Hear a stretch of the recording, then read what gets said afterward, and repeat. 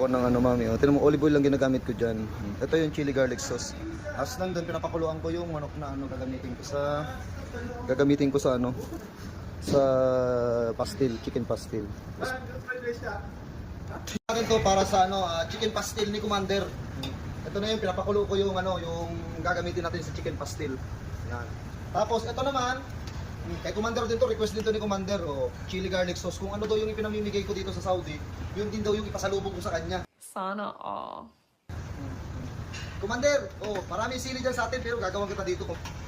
Bukas, yung ano naman, yung adobong wagyu at saka beef pastil. Ngayon, chicken pastil muna. Siyempre, kay Commander to, dapat yung mga manok ay bago. Ilaga ko talaga sa dyato, 3 buong manok. Tapos may mga chicken breast pa yan na nilaga ko. Kasi kay Commander to, baka mapahiya tayo uwi pa ng Pilipinas to Kailangan masarap, tas quality. Seryo, good